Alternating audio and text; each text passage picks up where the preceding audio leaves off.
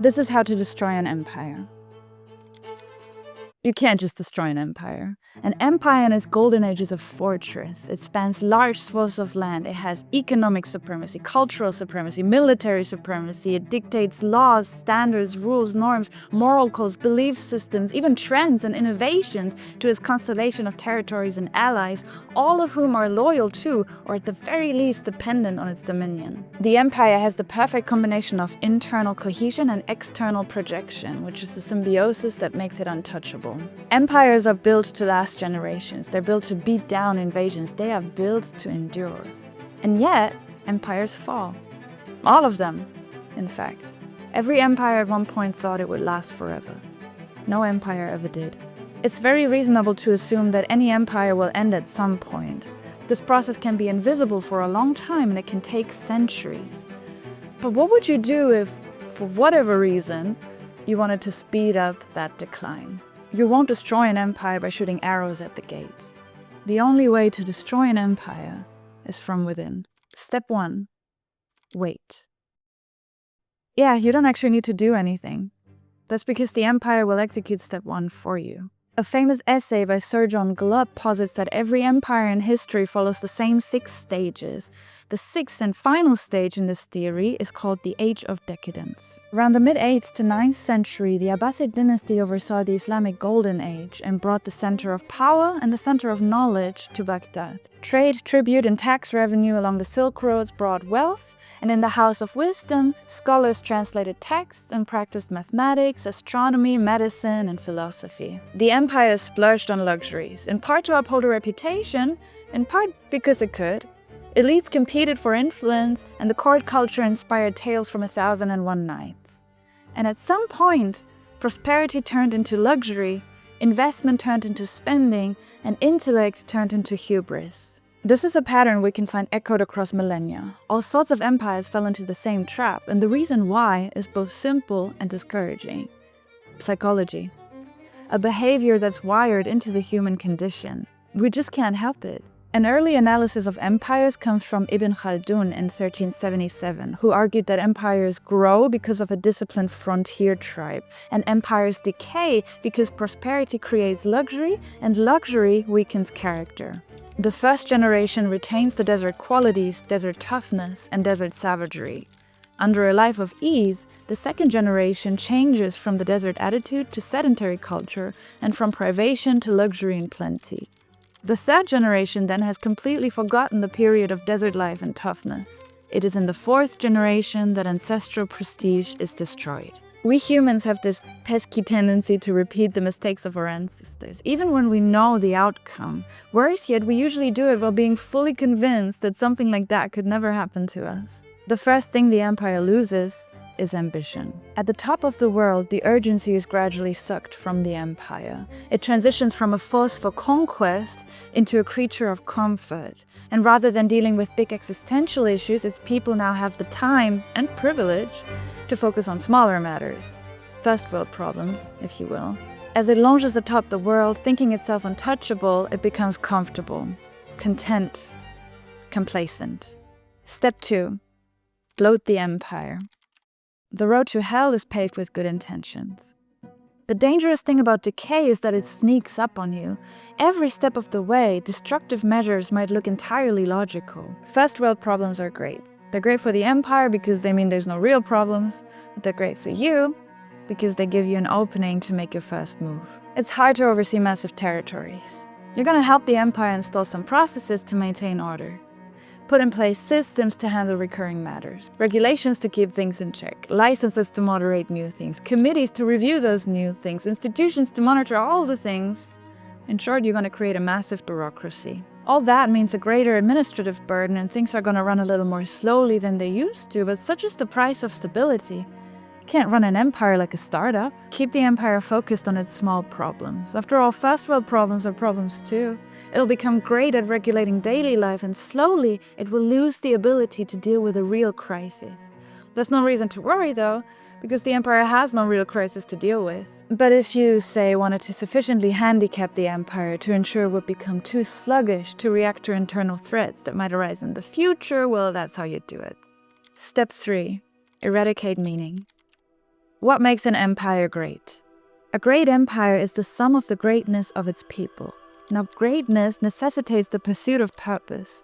A great leader makes his people feel invested in the success of the empire because they find personal meaning in its dominion. While many elements make up the whole, we can pinpoint a few that hold the population together like none other, and that's faith, family, and a common identity. Faith provides us answers to the unanswerable, a shared moral code, a recipe for the virtuous life, and a window into the infinite. Family provides us a safety net, love, a promise of continuity and the longevity of our values.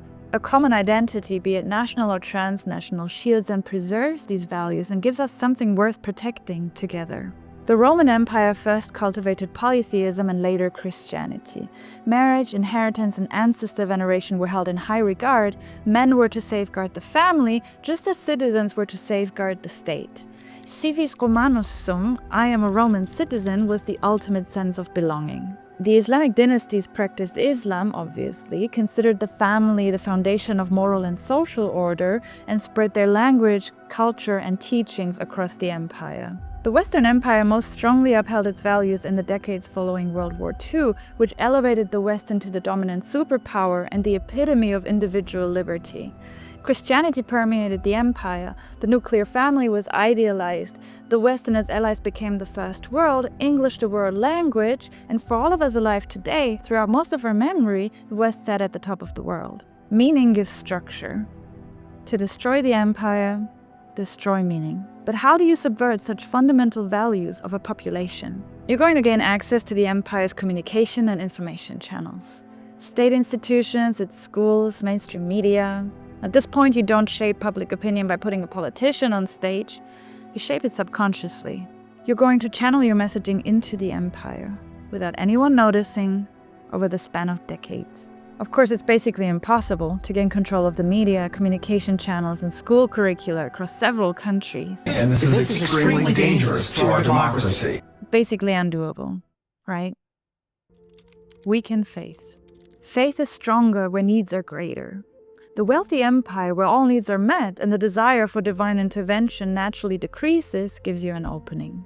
Turn faith from a fundamental principle into a private pastime. Lower it from its pedestal, make it optional, a preference of the older generation, and offer alternatives to the younger ones. Juxtapose the teachings of religions with the findings of science. Present science as the enlightened choice, source of provable answers. And natural scientists become the most respected intellectuals. Just be careful not to mention that some of the world's greatest scientists were stern believers in God. Question the inhibiting teachings of religion. Make it something regressive, the antithesis to freedom.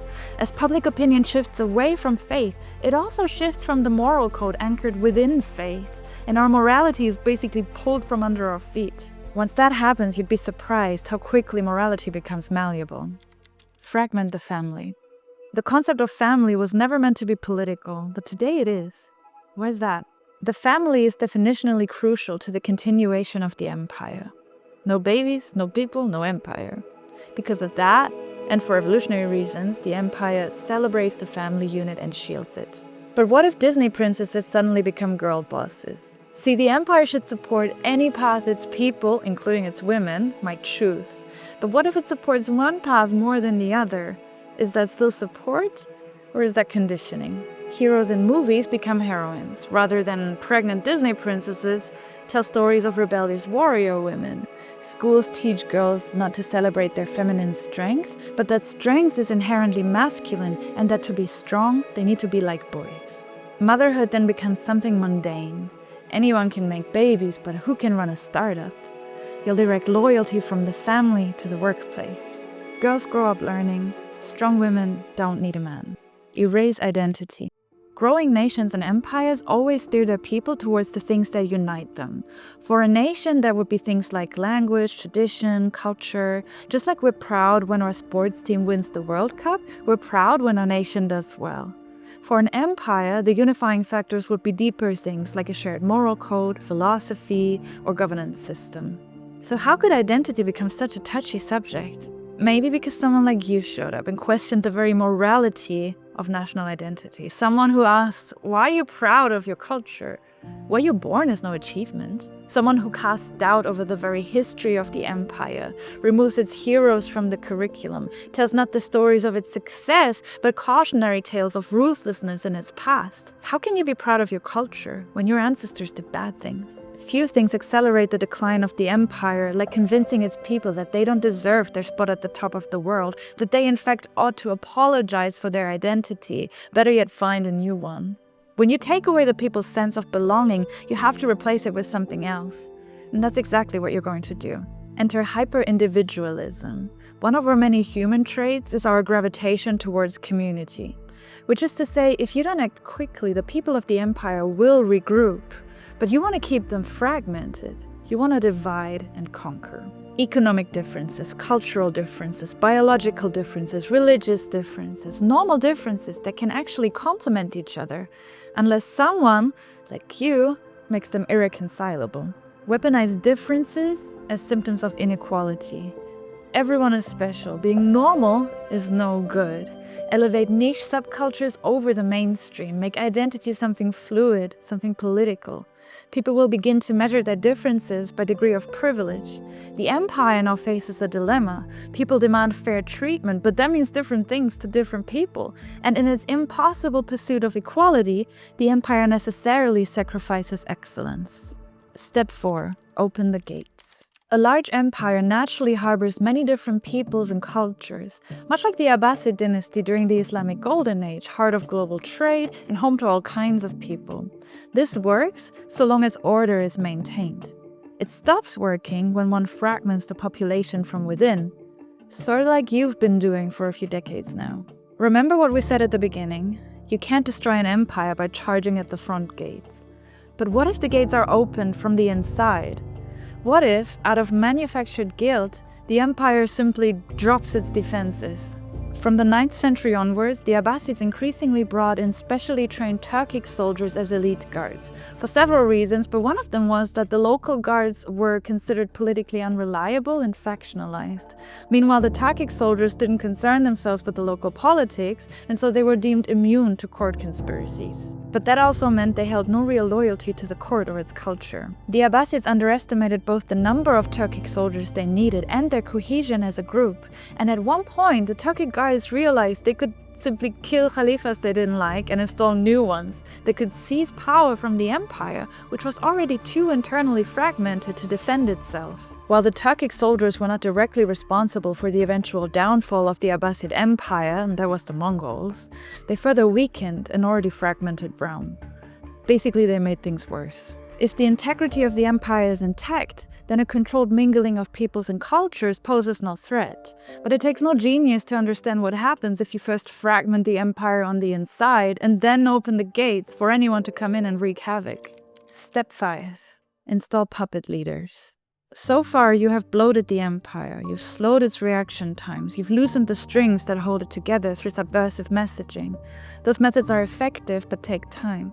But there comes a point in the decay of an empire where trust in leadership necessarily falters. This is the point where you step up to actually rule. Which is to say, you won't put your face on display, that's not your job. You'll forever be in the shadows, pulling the strings from behind the scenes. What you need is someone to do your bidding, someone malleable. A puppet leader. An exhausted society becomes governable by whoever promises stability, and that's you. Never mind that you actually helped create the instability in the first place. They don't know that. They don't know you. You'll give the people what they think they want. A perfect candidate. Good enough to collect votes, but not good enough to rule. A demagogue who says things people want to hear, regardless of whether it's actually conducive to anything. He's going to force his opponents to make similar outrageous promises or risk almost certain defeat in the next election. Politics now becomes a popularity contest. If done well, you don't need to force your puppet leader onto the people. You can simply fake his legitimacy. Front pages, scripted interviews, cameos, staged rallies, PR, left, right, and center. It's not too hard to install a puppet leader if you control the media. You should of course pick your puppet leader well. It should be someone predictable, someone who depends on you, someone who becomes utterly powerless if you cut funding from NGOs, foundations, and donors. So long as you get your puppet leader elected, you're good. Then you just handpick his advisors who make the actual decisions behind the scenes. Rinse and repeat, Congratulations, you now influence governance. Step 6. Shatter the economy. A couple generations have passed in the empire. The younger citizens simply don't remember the olden days, and they're certainly not learning about it at school. They had no share in the days of prosperity. All they've inherited is economic hardship and political polarization. By now, the empire feels the consequences of your actions, like low birth rates, or leaders who spend the treasury like there's no tomorrow. These things put an economic strain on the empire. The empire's currency gradually devalues and becomes less desirable for foreign trade. Life becomes less and less affordable. Mind you, the empire has an incredibly strong economy that can certainly handle some setbacks. Empires, especially long-lasting ones, will always go through ups and downs. What's important is that they retain their spot at the top of the world. Where it gets dangerous is if a competitor for the throne arises precisely when the empire stumbles. Now that would be very unfortunate. What damage could such a competitor do?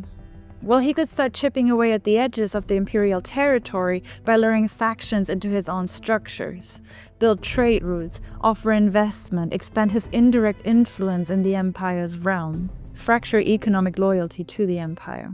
Step 7. Move the red line. We've talked about the erosion of meaning, but how about eroding definitions altogether? Most of us don't realize the destructive power of vagueness. Order is built on predictability. Let's look at the red line. Red lines frame the society of the empire and define the thresholds of acceptable conduct. A red line can be a law, or it can be a cultural or societal code. Different societies lay their red lines in different places. That's why in some countries there's capital punishment, while in others there isn't. It's why Singapore will punish you very harshly for drug offenses that the Netherlands might not even prosecute. How the red lines are defined is less important than that they are defined, as it is by their virtue that a society maintains order. But what if you move the red lines? What if, in fact, you keep moving them until they disappear entirely? Let's look at an example. One of the empire's red lines is do not steal. Theft is incompatible with a high-trust society. That's a clearly defined red line. Take something that isn't yours, you'll face punishment. Now, you can't just barge in and say, you may now steal. The empire may be divided, but it's not an empire of savages. Though you will be surprised how far you can move this red line. Actually, maybe you won't be surprised at all. Put the absolute into perspective. Ask a reasonable question. Stealing is bad, but what if you steal because you're starving? Can we really treat a father who stole to feed his hungry family the same as a greedy robber? Appeal to empathy. Make morality conditional. Remember, you remove the basis of people's moral codes, so this won't be too hard. Compassion creates a crack in the absolute, and you can now move the red line, even if just an inch, from do not steal to do not steal unless you're starving and it's bread. Shift blame. Once the red line becomes circumstantial, you can argue that thieves don't steal for the fun of it. They steal because they have no other choice. The father who stole to feed his family is no longer just a perpetrator, he's a victim of a broken system. Consequently, simply going after thieves does little more than treat the symptoms of an underlying disease, and it's better to focus on the cause instead, which is inequality. By moralizing the motivations of thieves, you imply that their very prosecution might be immoral. Rationalize the undefined. You've declared some theft as acceptable, and so crime inevitably rises. But hunting down all those thieves costs money, taxpayer money, and resources which are needed to go after actual criminals. Is it really worth jailing a thief who stole $1,000 worth? If doing so costs tens of thousands of dollars a year, shouldn't you prioritize those who pose a real danger to society? Not to mention the risk of prison overcrowding. More often than not, one who walks into jail a pickpocket comes out a hardened criminal. And who wants that? The red line moves again. From do not steal unless you're hungry and it's bread to there are bigger problems than theft. This gives you enough room to cash in your gains, say with a law that lowers the penalties for low-value theft, maybe a law that allows you to steal up to $950 worth of goods without serious repercussions. After all, that makes the justice system more efficient, right? The empire builds a tolerance for theft. The people of the empire don't. Gaslight. You've made thieves into victims, theft judicially irrelevant, and the prosecution of small-time offenses morally reprehensible. Police will stop pursuing low-threshold theft, and prosecutors will reject low-value cases. The cityscape changes. Stores lock up products behind glass. Some board up the windows. Others can't absorb the losses and close down. Trust in each other and trust in law enforcement is largely eroded. The empire cultivates mercy to the guilty at the expense of the innocent. Red lines serve a purpose. Once you take away the ability to define rules and morals, you take away the ability to enforce order. And without order, it's only a matter of time until your society collapses. Step 8. Beware the great man. Checking in on the empire, it's a fragmented mess. And the world has begun to notice. Since you began your quest, decades have passed, and technology has evolved. It could be, for example, that your monopoly on truth has been dissolved by, I don't know, the rise of social media. It's no longer as easy to plant narratives. Anybody can now share information with the world, and you've lost one of your main tools for mass control. But not to worry, while you might no longer be able to dictate opinion, you can still distort it by flooding the court of public opinion and further radicalizing the fronts. And actually, social media algorithms will help you with this. People will know what you're doing, but by now they'll be too divided to attack you, too busy attacking each other. That doesn't mean you're out of the woods, though. In fact, it's at this point that you might just fail if you're not careful. Because if the people are lucky, then the decay of the empire will birth your ultimate antagonist. An empire on the verge of collapse is by no means doomed to fail. It's at this point where decades of paralysis and division might become secondary, where the people might recognize their existential threat, and they might agree to set aside their differences, provided someone successfully reminds them of the one thing they have in common, the desire for rescue. And this is great man theory. A great man is truly the last thing you want right now, a capable leader with the ability to channel decades of frustrations against your system. Yeah, if you're not careful, someone's going to actually fix the empire. This has happened before. The Roman Empire nearly collapsed during the crisis of the 3rd century. 50 years of invasions, plagues, economic freefall, fracturing borders, unstable leadership, an undisciplined army, assassinations of emperors left and right.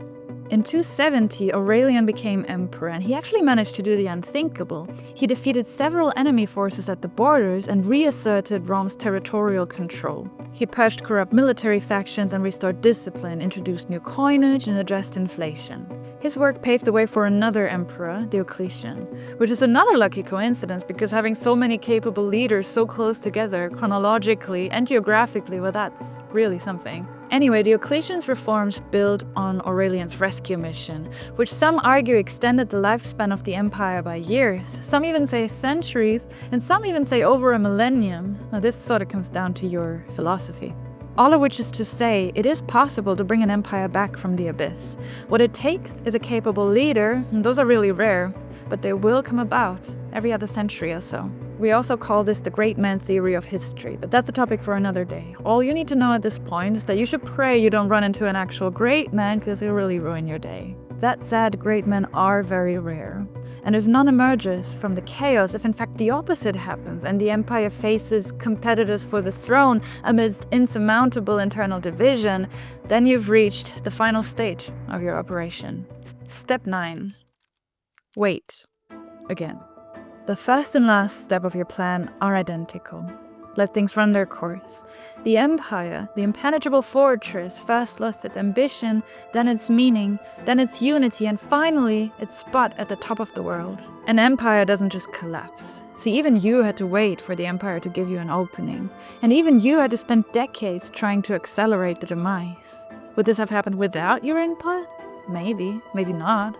But certainly not like this, and certainly not this quickly. And at any point in time, it's quite likely that the empire could have turned things around with proper leadership that unites its people.